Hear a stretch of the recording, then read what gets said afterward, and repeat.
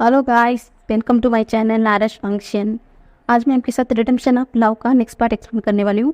मैं आज से आपको बताती हूँ गाइस कि मैं इस पहले बोला था कि मैं जनवरी में बिजी रहूँगी, तो मैं अपना शब्द को वापस भी नहीं ले सकती, इसलिए मैं बिजी रहूँगी। पर मैंने सोच लिया है कि अब मेरा तबीयत भी ठीक नहीं है, तो मैं कुछ काम कर भी नहीं पाऊँगी। तो मैंने सोच लिया कि मैं जब इस हफ्ते के पास सब लोग चले जाएंगे तो मेरे पास वक्त ही वक्त रहेगा, तो मैं जितना हो सके मैं पूरा एफएफ को जो कंप्लीट करके रिकॉर्ड कर लूँगी। पर मुझे जब जब वक्त मिलेगा तो मैं आपको डाल दूँगी, ठीक है। बस इस एक बार थोड़ा एडजस्ट कर लेना, उसके बाद मैं ऐसा नहीं करूँगी, ठीक है। और मैं पूरा एफएफ को जैसे भी करके कंप्लीट कर लूँगी। बस इस जनवरी को आपको करना होगा, पर फिर भी मैं जितना हो सके मैं रेगुलर भी करने की कोशिश करूँगी, क्योंकि मैंने रिकॉर्ड कर दिया तो उससे भी वक्त होगा तो मैं उसे एडिट भी सब कुछ करके रखूँगी। सिर्फ आप क्या बोलते हैं, सिर्फ उसे अपडेट करना ही होगा, वैसा ही करूँगी। तभी तो मैं जल्दी कर पाऊँगी, ठीक है। मैं सब कुछ करके रखूँगी गाइस, तभी अब सब आपके पास आ पाएगा वीडियो। तो अब चलो, बहुत बातें हो गई, कहानी की ओर बढ़ते हैं। हमने पिछले पार्ट में देखा था कि चेंग मर गई थी और उसके फादर भी अब नहीं रहे। रविभूषण को लेकर, यानी कि उनके सोल को लेकर यंग एनर्जी वहाँ से गायब हो गई थी। वो यहाँ पर इस हेवन पर आना ही नहीं चाहता था। उन्हें हेवन अपना कट्टर दुश्मन लग रहा था, इसलिए उसने अपने लिए एक नया वर्ल्ड क्रिएट करना चाहता था अपने मास्टर के लिए, जहाँ पर कोई भी इंसान ना हो जो उसकी मास्टर को हार्म कर सके। और दूसरी तरफ लैंसन को यानी फंकपंजन को पता चल गया था कि विभूषण उसका मेट था, और ये सब कुछ जो एनर्जी वो यूज़ कर रहा था वो कोई और नहीं बल्कि इंग एनर्जी थी, जो उनका इस हेवन का आधा मास्टर था। पर ये लोग क्या किया था कि उनकी मास्टर को ही काम कर दिया। और सबसे कद तो ये हो गई, हांगवन जुन ने खुद अपने मेट को हार्म कर दिया, अपने पार्टनर को हार्म कर दिया। इसलिए वो बहुत तकलीफ हो गए थे, तकलीफ हो रहा था उसे। और ऊपर से इंग एनर्जी ने ये बोल दिया था कि कभी भी आपकी बात तो कभी भी हंगवन जुन उसके मास्टर के पास नहीं आए।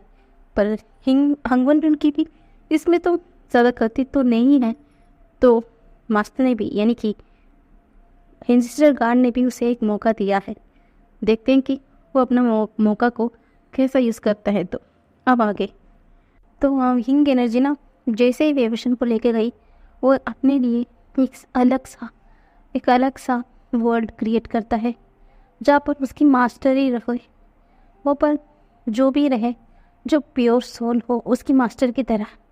यही सोचकर हिंग एनर्जी ने अपने सारे एनर्जी से एक नया वर्ल्ड क्रिएट कर दिया और अपने मास्टर को एक सुरक्षित स्थान पर रखा, उस पर ऊर्जा देने लगा। और वो ये इंतज़ार करने लगा कि जिस दिन उसके मास्टर के सोल को पूरी तरीके से वापस इस वर्ल्ड में आना पड़ेगा, इसके लिए वो इंतज़ार करेगा, यही सोच लिया था।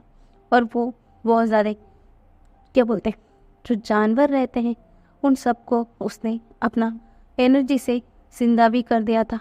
इस वर्ल्ड का वो डेमन वर्ल्ड ऐसा नाम भी दे दिया था। इस वर्ल्ड का राजा सिर्फ उसके मास्टर ही होंगे, यही सोचकर उसने एक वर्ल्ड को क्रिएट कर दिया था। और दूसरी तरफ हेवन का तो पूरा हाल बेहाल था। जिस दिन इंग एनर्जी पूरा यहाँ से चला गया, हेवन तो मुरझाया गया था, क्योंकि क्या बोलते हैं, इंग और यांग दोनों स्टेबल होने से ही सब कुछ सही चल रहा था। जब इंग एनर्जी यांग एनर्जी से हटकर उस जगह से ही बाहर आ गई, तो वो कैसा स्टेबल हो सकती है। इसलिए अब हेवन में बहुत ज़्यादा तकलीफ़ें हो रही थी, बहुत ज़्यादा परेशानियों का कारण बन रहा था। पर एल्डर्स भी अब क्या कर सकते हैं, ये सब लोग उनकी घमंड, उनका एक कर्मों का नतीजा है, तो वो चाहकर भी बदल नहीं सकते। उनकी इतना ज़्यादा घमंड भी अच्छा नहीं होता कि वो लोग यांग एनर्जी यूज़ करते तो क्या हुआ, बाकी लोगों को या बाकी एनर्जी को इतना नीचा नहीं देखना चाहिए। अगर आप उसके बारे में सही से नहीं जानते हैं तो उसके बारे में कुछ बोलने का हक भी आपको नहीं होता। तो अपने से जो नीचे लोगों को बहुत ही लो समझना, ये सब कुछ गलत था। हाँ, वो लोग हेवन के लोग थे, वो लोग एल्डर थे, तो वो लोग कैसे होने चाहिए? वो सबके लिए एक क्या बोलते हैं, एक प्रेरणा बनना चाहिए कि इनकी तरह रहो, इनकी तरह रहो। पर वो लोग क्या किया, जैसे जैसे वो लोग ऊपर उड़ते गए, उनका घमंड, उनका पावर का लेकर लालच सब कुछ बढ़ गया। उन्हीं की वजह से आज हेवन का ये हाल है। तो वो लोग चुपचाप रह रहे थे। और अब तो ऊपर से मून डीटी भी यहाँ पर नहीं है, और अब वो लोग क्या करेंगे? और उनका दूसरा मास्टर यानी कि वेवोशन, वो भी तो अभी नहीं है, तो उनका हाल तो बेहाल हो चुका है। तभी वहाँ पर ना हंगुन जुन आते हैं और बोलते हैं कि मुझे मेरा मीट चाहिए। मैंने आप सबसे राय मांगा था, मैं आप सबको इज्जत देता था, पर आप सब लोग उसकी लायक ही नहीं थे। मैं यहाँ का मास्टर था, यहाँ का गार्ड था, तो सारा फैसला मुझे लेना चाहिए। पर मैंने अपनी ही गलती की वजह से मैंने अपने ही मीट को खो दिया। बहुत हो गया, अब मुझे उसे वापस लेना ही होगा, नहीं तो सब कुछ तबाह हो जाएगा, सब कुछ तबाह। और मेरा दिल का ये हाल भी, मेरे अंदर का यांग एनर्जी भी उसके मेट के लिए तड़प रहा है। मैं यहाँ पर नहीं रह सकता, तो मैं इसीलिए मैं अपने पद, अपना ही जो अपने मेरे ही आंसू से बना मेरा एक शिष्य को यहाँ पर काम पे रखता हूँ। और यहाँ पर जो सीधा होगा, सबसे पवित्र होगा, जिसके मन में मेल नहीं होगा, सबके लिए भला सोचता होगा, हेवन या डमन वर्ल्ड या मॉर्टल वर्ल्ड, सबको भी बराबर मानता होगा, अपने मन में प्योरिटी रखता होगा, वही अब यहाँ पर राज कर सकता है। यहाँ पर कोई एक रही राज कर सकता है। वक्त वक्त पर मेरा ताज जिसके सर पर आकर लगेगा, वही यहाँ पर राज कर सकता है। और अभी तो फिलहाल मेरे जो आंसू से बना हुआ ये इंसान, ये बनेगा, ऐसा बोलकर एक इंसान को बुलाता है। वो बोलता है,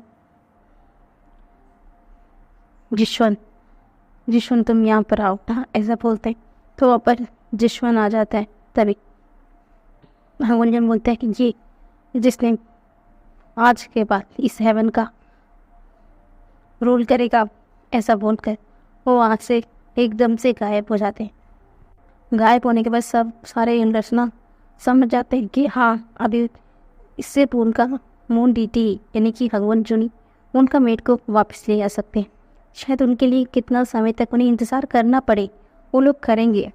सब कुछ सही होना है, ये सब कुछ उनकी ही गलती की वजह से हुआ है, तो वो लोग इंतज़ार करेंगे, शायद कितना भी वक्त क्यों ना लगे, यही सोचकर वो लोग शांत हो गए थे।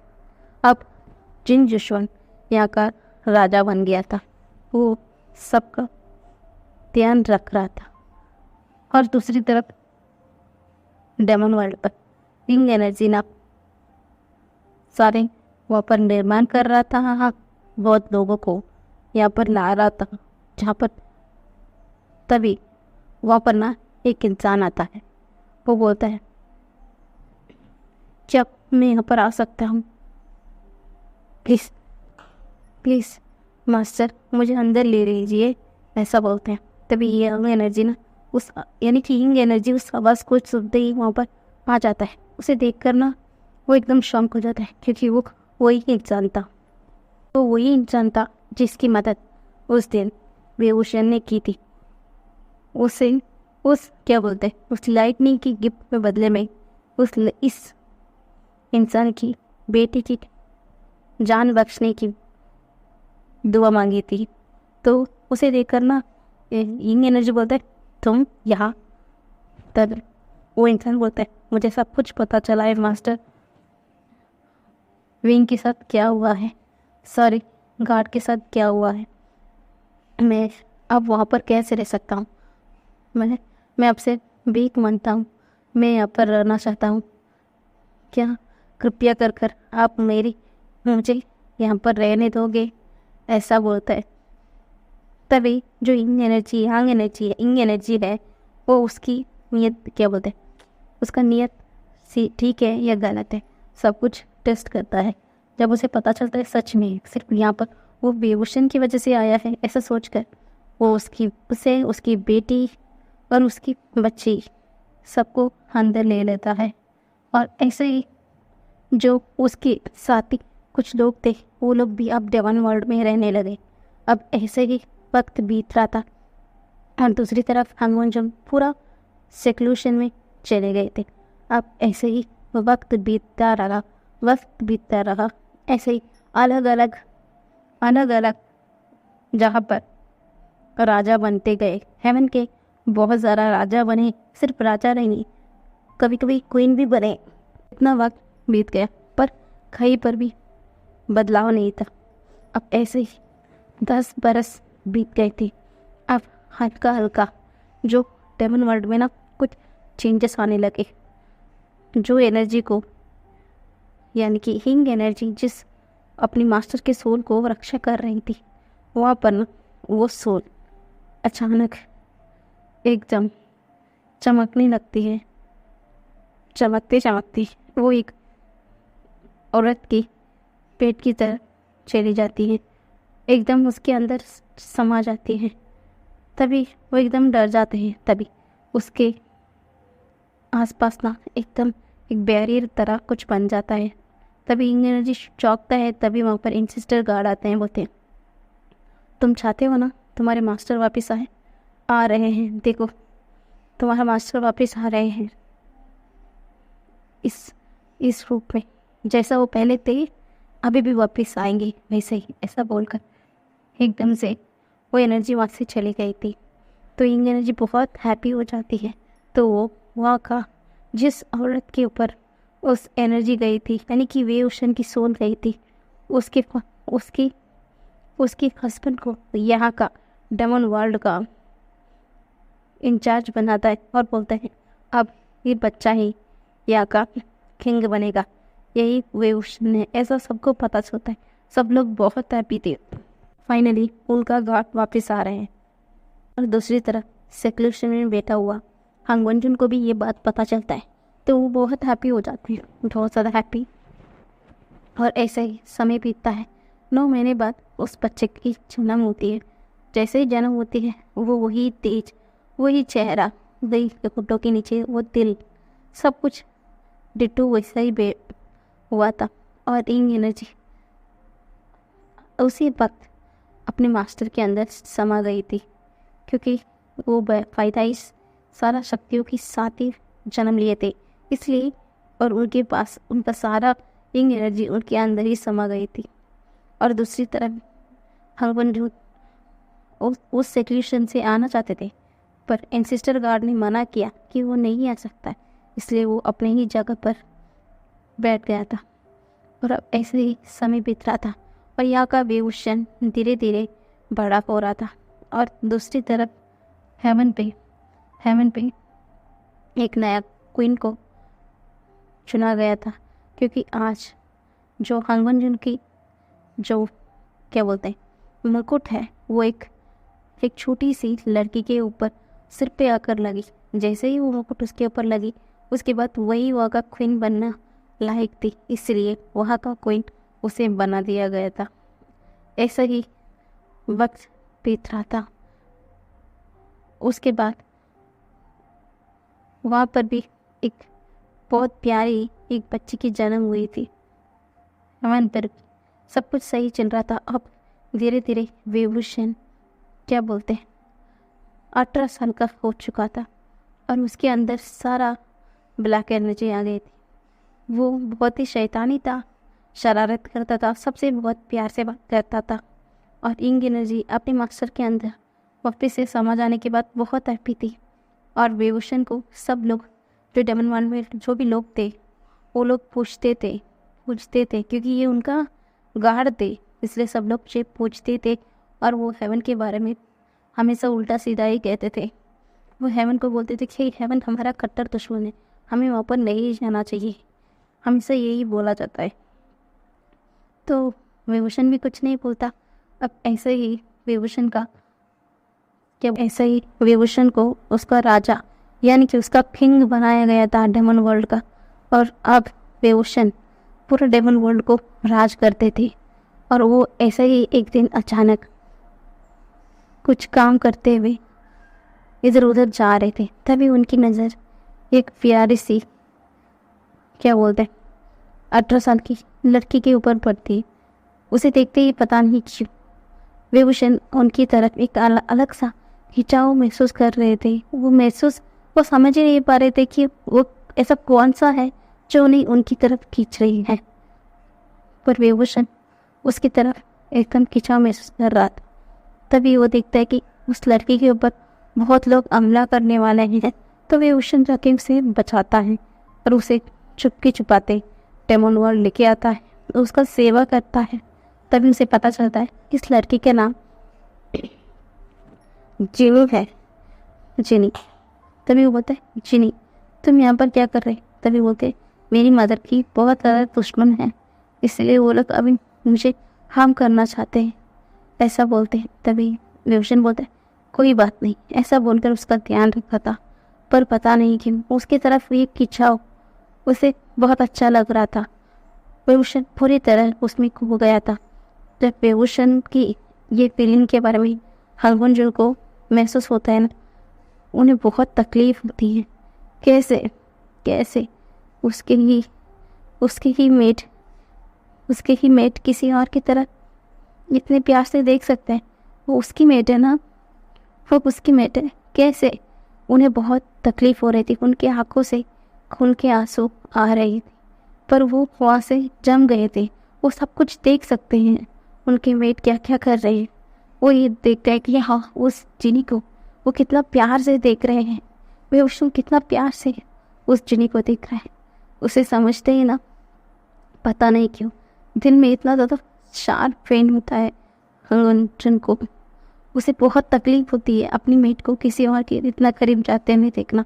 और विभूषण ऐसे ही उस लड़की का 3 महीना ख्याल रखता है। ये 3 महीने ख्याल रखते रखते कब उस लड़की के प्यार में पड़ चुके हैं खुद उन्हें ही पता नहीं चलता।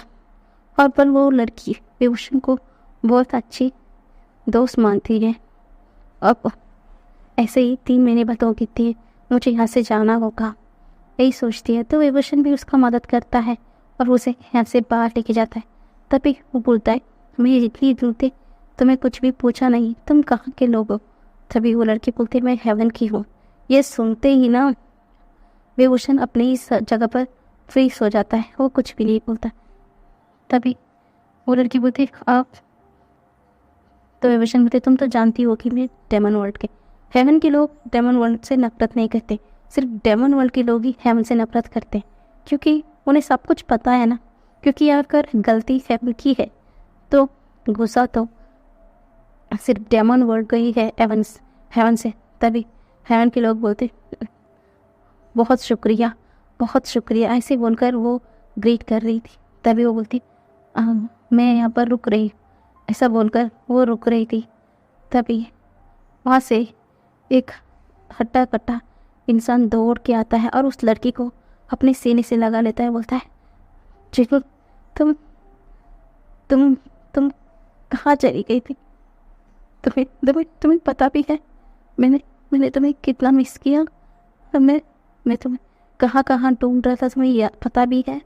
मैंने तुम्हें बहुत याद किया, तुम कहाँ चली गई थी? तभी जिनी बोलती है मैं क्या करूं? वो लोग मेरे पीछे पड़ गए थे, वो लोग मुझे मारना चाहते थे, मैं उनसे बचकर यहाँ से आ गई। ये विभूषण है, डेमन वर्ल्ड की किंग, यही इन्होंने ही मुझे बचाया है।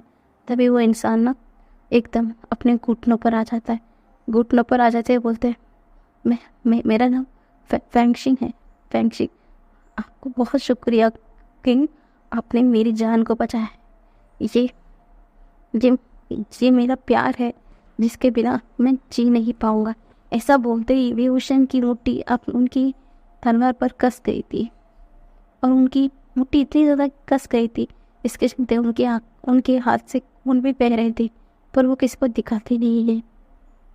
तभी वो बोलती ठीक है, अब हमसे यहाँ से जा रहे हैं। तभी रोशन बोलते हैं ठीक है, अपना ख्याल रखना और तुम कभी भी चाहो मुझे बुला सकते हो, मैं तुम्हारी मदद करूँगा, ऐसा बोलता है। तभी तो फैंगशिंग बोलता है चीकिंग, ऐसा बोलकर वहाँ से चला जाता है। तो वहाँ पर ना विभूषण अपने घुटनों पर बैठकर रोने लगता है। क्यों क्यों मैंने पहली बार एक लड़की को पसंद किया था, इतना पसंद किया था, पर वो कैसे हेवन की लोग निकले, और ऊपर से वो एक किसी से प्यार करती। मैंने देखा उसकी आंखों में प्यार एक दूसरे के लिए। क्यों मेरा पहला प्यार अधूरा रह गया, ऐसा बोलकर वो रो रहा था, वो पीट रहा था। ऐसा बोलकर वो बहुत ही अपसेट हो गया था। उस दिन से वो ना ठीक से खा पा रहा था, कुछ भी नहीं कर पा रहा था। वो लोग बहुत ज़्यादा अपसेट हो गए थे। और दूसरी तरफ हंगुंजन की आंखों से सिर्फ लगातार आंसू बह रहे थे। अपने प्यार को, अपने मेट को किसी और के लिए तड़पता हुआ देखने, किसी और के लिए अपने आप को हर्ट करता हुआ देखना कितना ज़्यादा पेनफुल है। अभी उसे समझ में आ रहा है। सच में इन सिस्टर ने उसे बदतर सज़ा दिया है, बदतर सज़ा। इससे ज़्यादा पेनफुल सज़ा क्या हो सकता है? अपने प्यार को किसी और से प्यार करते हुए देखना, किसी और के लिए तड़पता हुआ देखना, इससे ज़्यादा पेनफुल क्या हो सकता है? उस दिन तो वो आसानी से कह दिया था कि हाँ, मैं जो कुछ भी होगा मैं सब कुछ सहन कर लूँगा, पर अब सच में उससे सहन नहीं हो रहा है, उससे सब कुछ सहन नहीं हो रहा है। ऐसा बोलकर लगातार उसकी आंखों से आंसू बह रहे थे। अब ऐसे ही दिन बीते जा रहे थे और यहाँ पर जिनी और फैंगशिंग ने तो शादी कर ली थी, पर जिनी की और फैंगशिंग की लाइफ बहुत खतरों से भरी हुई थी, क्योंकि जब जिनी बच्ची थी तभी हंगवंजन का ताज उसके सर पे आ चुका था। इसका मतलब हेवन का नेक्स्ट मून डेटी या हेवन का रूलर अब वही बनेगी, इसलिए सब लोग उसके जान के ऊपर पड़ चुके थे। तो वो बहुत घबरा रही थी, क्योंकि वो उसके लिए नहीं घबरा रही थी, क्योंकि वो अब प्रेग्नेंट थी। अब वो बहुत डर रही थी कि अब उसके बच्चे के साथ कुछ ना हो जाए, वो बहुत डर रही थी। तभी फैंगशिंग होता है, अब हम क्या करें? हमें पता नहीं कि कौन लोग हैं जो हमारी जान के पीछे पड़ चुके हैं। क्या हम आपकी जो वोंडिटी हैं, जो कांग से सरन है, उनके पास जाके मदद मांगे? तभी जेनी बोलती है नहीं, हम उनके पास नहीं जा सकते। तुम देख रहे हो मेरे जान के पीछे हमला हो रही है, और मुझे ये ज़रूर पता है कि ये लोग हमारी मून डीटी के पीठ पीछे कर रहे हैं, क्योंकि मुझे आज तक कोई भी मून डीटी के आसपास जाने नहीं दे रहा है। पता नहीं क्यों, कौन कर रहा है ऐसा, मुझे समझ नहीं आ रहा है। और अभी तो हमारे आपका मून डीटी यहाँ पर नहीं है, वो सिक्लूशन में है। पता नहीं क्यों वो सिक्लूशन में है, किसी वो सिक्लूशन में है, हमें पता नहीं है। इसलिए सब लोग आसानी से हमारे ऊपर हमला कर रहे हैं। अब हम क्या करें? हमारे बच्चे को कुछ हो गया तो? तभी जिनी बोलती है अभी मेरा बच्चा सिर्फ 1 महीना का है, वो तो एक नन्हा सा एक सीड जैसा है, उसके ऊपर ग्रोथ भी नहीं हुआ है, उसे कुछ हो गया था। तभी जिनी कुछ सोचती, हाँ मुझे पता है मुझे मेरा रक्षा सिर्फ मेरा दोस्त है डेमन का किंग कर सकते हैं। वो तुम जानते हो वो कौन है? वही है, हमें बचा सकते हैं। हम यहाँ नहीं रह सकते, हम नहीं रह सकते, चलो यहाँ से। तभी पंछी बोलते तुम सही कह रहे हो, हम यहाँ पर नहीं रह सकते हैं। ऐसा बोल गई तुरंत वो दोनों वहाँ से निकल जाते हैं। जिनी के पास एक डॉलर जैसा था, उस डॉलर में कुछ एक सिंबल जैसा था, क्या बोलते हैं, एक सिंबल था जो डेमन वाटर का सिंबल था। उसे छूते ही वो डेमन किंग को समन करते, डेमन किंग उसके सामने प्रकट हो सकते हैं। इसलिए वो हेवन से दूर निकलती है, एकदम दूर निकल जाती है। तभी वो बोलती है कि डेमन किंग, हाँ मुझे आपकी मदद चाहिए, बचाओ ऐसा बोलकर वो चीखती है। तब तक ना उसके जान लेने के जो दुश्मन थे वो लोग वहाँ पर आ चुके थे। वहाँ पर वो लोग आते ही एकदम जिनी और फेंगशिंग के इर्द गिर्द सब लोग घूम जाते हैं और एकदम फाइट करने लगते हैं। और जिनी कुछ भी नहीं कर पा रही थी क्योंकि वो प्रेग्नेंट थी। वो अपनी बच्ची को हार्म नहीं करना चाहती थी, इसलिए वो बहुत ज़्यादा डर भी चुकी थी कि उसके बच्चे के साथ कुछ ना हो जाए, इसलिए वो डर रही थी। पर फेंगशिंग लड़ रहा था और एक इंसान एक स्पेल पढ़ता है। जैसे स्पेल पढ़ता है एकदम से फेंगशिंग के हाथ से तलवार नीचे गिर जाती है और वो पुतला जैसा खड़ा हो जाता है और एकदम से वो इंसान फेंगशिंग को मार डालता है और वो एकदम से वापस से उसी तलवार से जिनी को भी स्टैब करते वो लोग वहाँ से गायब हो जाते हैं। और एकदम से वहाँ पर जब सब कुछ तबाही हो जाता है, जब वहाँ पर रेवोल्यूशन पहुँचता है यानी कि डेमन किंग पहुँचता है, सब कुछ देर हो चुकी थी और जेनी अपनी आखिरी सांसें गिन रही थी। वो गिन रही थी। तभी वो जैसे ही रेवोल्यूशन को गिनती है वो उनकी पैर पे पड़ जाती है, बोलती किंग कुछ कीजिए, मेरे बच्चा वो 1 महीने का है, उसके अंदर कुछ भी नहीं है। मैं अपने बच्चे को मरते भी नहीं देख सकती, मरते हुए नहीं देख सकती। कुछ कीजिए, कुछ कीजिए, मेरे बच्चे को बचाइए, मेरे बच्चे को बचाइए। ऐसा बोलकर वो गिड़गिड़ा रही थी, वो बहुत गिड़गिड़ा रही थी। तभी विभूषण की आंखों से आंसू आ जाता है, जिससे वो इतना ज़्यादा प्यार करता था। वो इतने ही खुश था कि हाँ उसका प्यार कहीं पर तो है और खुश है, पर अपने प्यार को इतना तड़पते हुए, इतने तकलीफ में और अपनी आंखों के सामने आखिरी दम लेते हुए देखना विभूषण को बहुत तकलीफ दे रहा था, इसलिए उसकी आंखों से लगातार आंसू बह रहे थे। तभी वो बोलता है, तुम चिंता मत करो, मैं अपनी जान देकर भी तुम्हारे बच्चों को बचाऊंगा। ऐसा बोलते ही अपना सारा पूरा पावर लगा देते हैं और अपना पूरा पावर एकदम जिनी की गोद में दे अपना पावर को देने लगते हैं।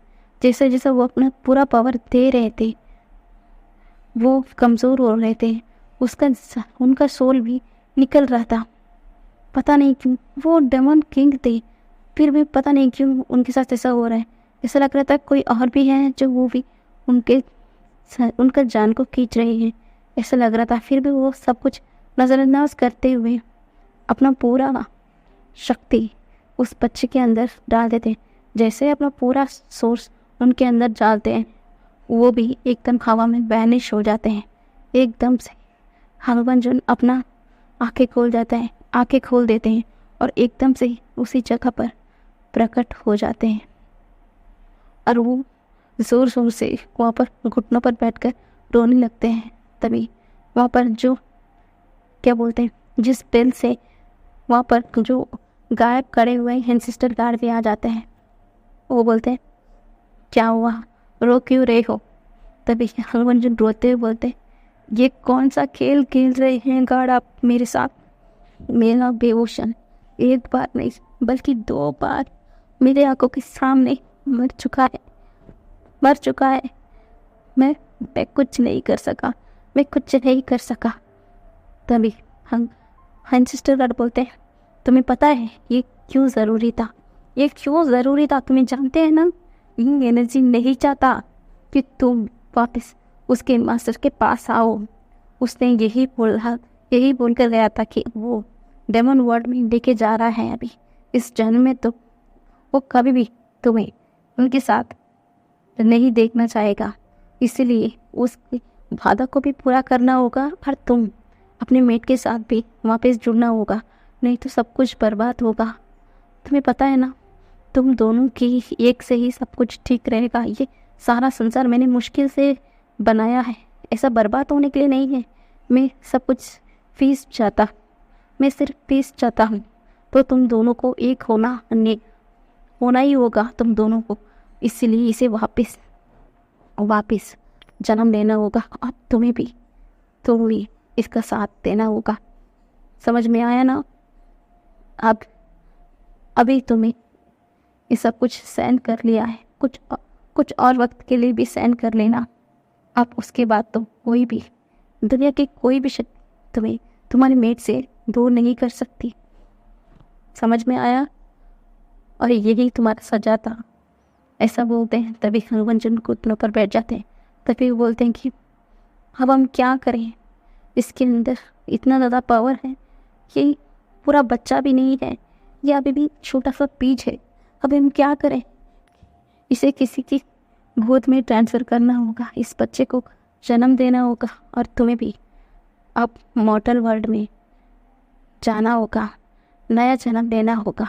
हनुमान अपने विभूषण के लिए वापस जन्म लो और उसे मॉर्टल वर्ल्ड में पाओ, और तब जाकर तुम दोनों की एक होते ही तुम्हें अपना पूरा पूरा सब कुछ याद आएगा और उसे भी सब कुछ याद आएगा। जब तुम दोनों को सब कुछ याद आएगा, तुम दोनों वापस अपने वर्ल्ड पे, अपने हेवन पर आ जाओगे। समझ में आ गया? तभी हनुमान बोलते ठीक है, तो अभी मैं इसे किसके पास सौंपूं? तभी इंसिस्टर गार्ड बोलते हैं इसका जिम्मेदारी मैं हूँ और अब तुम्हें अपना सोल सब कुछ सैक्रिफाइस करना होगा। जाओ, अपने आप को इस जगह से मुक्त करो। ये लो, ऐसा बोलकर कुछ सिरप जैसा कुछ देते हैं। जैसे ही उसे देते हैं, एकदम हनुमान जुन्ना एक छोटा सा पानी का बूंद में कन्वर्ट हो जाते हैं। उस बूंद सीधा जाके मॉर्टल वर्ल्ड में एक लेडी के अंदर समा जाती है। तभी हमारे जो गार्ड हैं हंसते हैं। आप जितना परेशानी तुम दोनों को झेलनी थी, सब कुछ झेल लिया। आपसे सिर्फ हैप्पीनेस होगा। इस बार तुम दोनों के बीच में कोई नहीं आ सकता, कोई भी नहीं। ऐसा वक्त भी आएगा, मौका भी आएगा। तुम दोनों की बॉन्ड इतना स्ट्रांग है, इस पर तुम दोनों को कोई भी अलग नहीं कर पाएगा, कोई भी नहीं। ऐसा बोलकर हंसते हैं। तभी वो वहाँ पर बोलते हैं चाल से शरण। ऐसा बोलते ही ना वहाँ का मून डीटी उसी वक्त प्रकट हो जाती है। वो बोलती है जी मास्टर, जी गॉड, ऐसा बोलती है।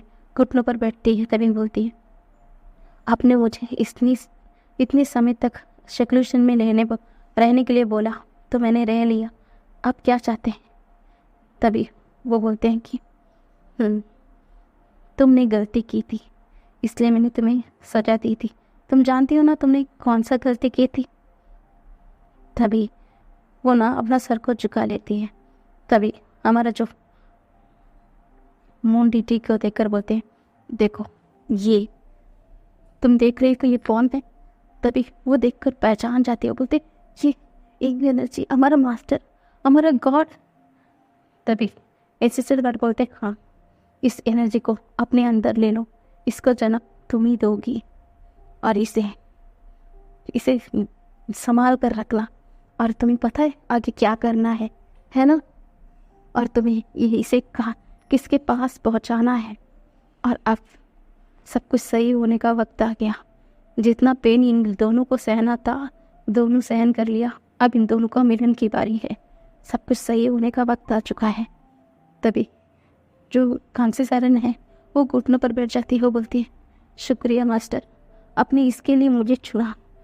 मैं पता नहीं कौन सा पुण्य किया है कि मैं इस काम के लिए आपने मुझे चुना, ऐसा बोलती है। तो एंसेस्टर का इस वाइफ उस पावर को एकदम से कांसी सारन के अंदर डाल देते हैं। और आप जैसे ही डाल देते हैं, वहाँ से एंसेस्टर गायब हो जाते हैं।